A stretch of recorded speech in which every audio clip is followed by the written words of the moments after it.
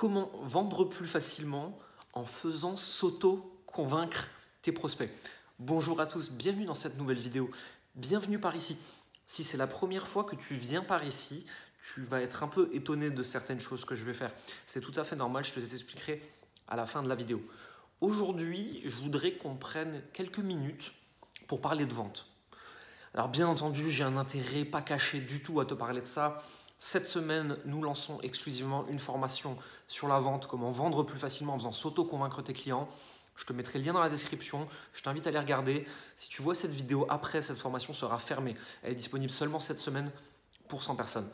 Mais le but de cette vidéo, c'est avant tout aussi de te donner quelques conseils que tu peux utiliser dès aujourd'hui, c'est quand même plus pratique, pour vendre avec beaucoup plus de facilité. Je voudrais qu'on parle essentiellement de 3 erreurs communes que je vois très souvent quand il s'agit de vendre. Ces erreurs, tu les as peut-être déjà faites, tu les as peut-être déjà observées, ou peut-être déjà qu'on t'a approché en faisant ces erreurs et donc tu vas les reconnaître immédiatement. La première erreur, c'est de faire de mauvaises approches à froid. On le voit aujourd'hui à l'ère du high ticket closing, je déteste ce mot, il m'énerve.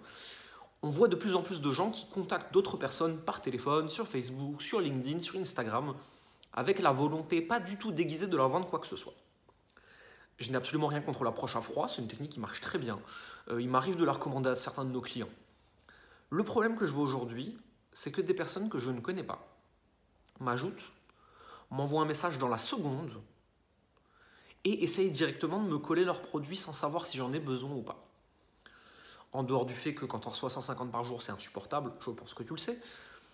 Il y a une autre problématique avec ça, c'est qu'on n'essaye pas de tisser le moindre rapport.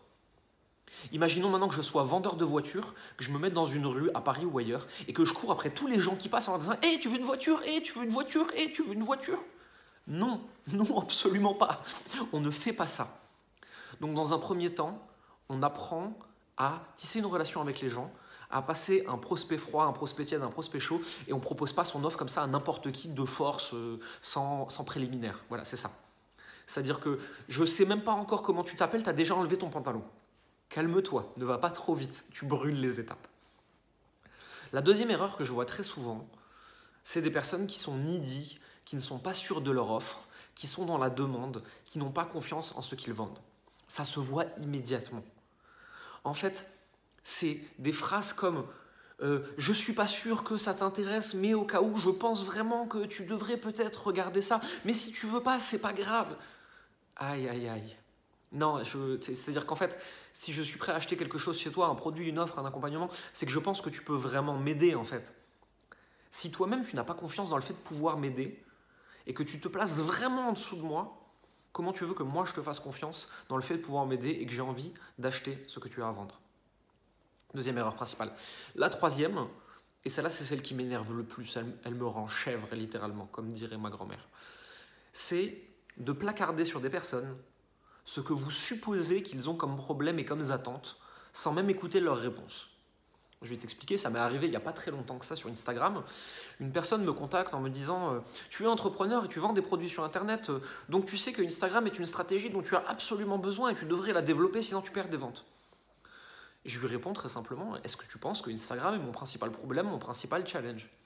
Et la personne me répond « Oui, Instagram c'est très important, tu dois absolument développer ton Instagram, sinon tu perds de l'argent. » Et je lui réponds, je continue, je faisais un test, je m'amusais. Je fais oui, d'accord, mais je n'utilise pas Instagram ni comme canal d'acquisition, ni comme canal de vente. Est-ce que tu penses toujours que j'ai besoin de ton produit Instagram? Oui, vraiment, sinon, si tu es entrepreneur, ou alors c'est que tu n'as pas compris comment c'était d'être entrepreneur. Well, laisse-moi tranquille. Je n'utilise pas Instagram pour faire de l'acquisition. Je n'utilise pas Instagram pour vendre. Tu veux me vendre un produit Instagram. Je prends le temps de te répondre que je n'ai pas besoin d'un produit Instagram et tu me réponds que j'ai tort et que j'en ai besoin. Cette personne-là placardait ses attentes et ce qu'elle voulait me donner sans écouter ce dont moi j'avais besoin. Ces 3 erreurs-là, c'est des erreurs que tu fais peut-être aussi, c'est des erreurs très communes dans la vente. Tout simplement parce qu'on projette sur autrui ce dont on est persuadé qu'il a besoin au lieu d'essayer d'écouter et de voir ce qu'il peut nous apporter. Je te parlais au début de cette vidéo de choses un peu cheloues que je fais et que tu as peut-être remarqué, peut-être pas. Ce que je vais faire, c'est que je vais tricher un peu. Je ne vais pas te les donner tout de suite. Je vais t'inviter à les mettre en commentaire et je répondrai à chaque personne pour voir qui les a décelés ou pas. Maintenant, si toi aussi tu as ces questionnements sur la vente et que tu te demandes comment faire pour améliorer tes ventes, améliorer ta façon de vendre, le faire de façon plus agréable, ne pas avoir l'impression de te battre. Parce que j'ai vu trop de mes clients qui, quand ils arrivent chez moi la première fois, me disent « Oui, mais j'ose même plus prendre les gens au téléphone, je sais déjà qu'ils vont me dire non, ça m'a démotivé. » Ou alors des personnes qui vont prendre 100 personnes dans la semaine au téléphone pour jouer la loi des grands nombres et peut-être avoir un oui. Et ces personnes-là, quand je leur explique comment moi je fais, comment on fait avec mon associé, pour ne prendre que 2-3 personnes par mois au téléphone et avoir des taux de closing qui sont vachement élevés et faire vachement de ventes vachement plus facilement, ils sont complètement stupéfaits. Mais ça, c'est quelque chose qu'on explique en accompagnement, on ne peut pas le donner à tout le monde. Et tout simplement, nos services de coaching sont actuellement fermés. Alors déjà, si tu veux savoir quand est-ce que nos services vont rouvrir, je vais te mettre un lien en description, c'est le lien vers mes emails privés. Je te conseille de t'abonner, j'envoie un email par jour, je donne des conseils, je donne du contenu et en plus de ça, j'offre actuellement à toute personne qui s'inscrit mon livre Alignement, mon premier livre. Est-ce que ça peut te servir ou pas, je te laisse regarder ça par toi-même. Moi, j'ai aucun doute là-dessus.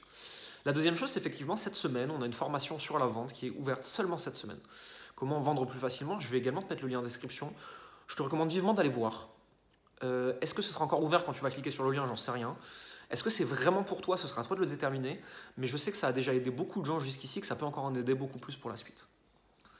Et maintenant, un dernier conseil. La prochaine fois que tu es dans une situation de vente, demande-toi, est-ce que je suis en train de projeter ce que moi je veux pour cette personne? Ou est-ce que je suis vraiment en train d'écouter ce dont elle a besoin?